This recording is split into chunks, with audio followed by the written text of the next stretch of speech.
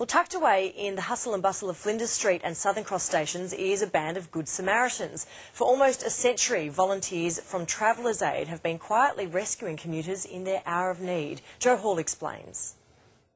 Failing eyesight means 74-year-old Patricia Ash makes a journey from Elmore to Melbourne once a month. Just couldn't do without it, because if you haven't got anyone that can go with you, you're really stuck. The staff at Travellers Aid meet her train, take her to the East Melbourne Eye Surgery, wait for her and then ensure she's safely on her way back to the country. It just makes it so easy, I don't have to worry. It's been around for 100 years, established initially to offer support and protection for women during the First World War. The world was changing, Melbourne was changing, men were overseas fighting. In the decades that followed, Travellers Aid expanded its portfolio to include wedding planner.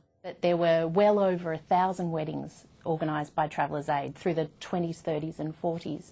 By the time Jennifer Simpson's mother signed up, the society was coming to the rescue of everyone, from teenage runaways to weary mothers and babies. And they just look for people who might have looked distressed or lost or bewildered, and they would simply ask, "Can I help you?"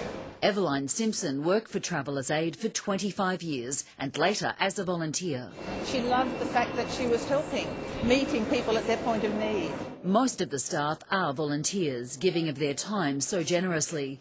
Magnanimous too are those who donate to keep the organisation ticking. Certainly the buggy service is probably the most highly utilised service.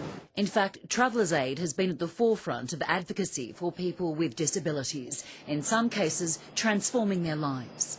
It made a difference between me working full-time and being on a disability pension. People like Christine Van, who relies on the service daily to get to and from work in the CBD. I'm in less pain when I start the day, and when I finish the day it's great to see a friendly face. In the last financial year, Travellers Aid assisted more than 73,000 people, provided over 21,000 buggy rides, 700 pieces of mobility equipment and almost 3,000 people used their shower and resting facilities. Tucked away at Southern Cross, most of the services are free. There's a small charge for use of the showers, bedrooms and computers. We enable people to do a lot of those things that you and I would take for granted on a daily basis. Of the thousands of commuters who pass through this station every day, surprisingly few of them know about the importance of the office under the stairs. A lot of people don't know about the service, which is a shame. We're always going to choose the delivery of service before the advertising and promotion.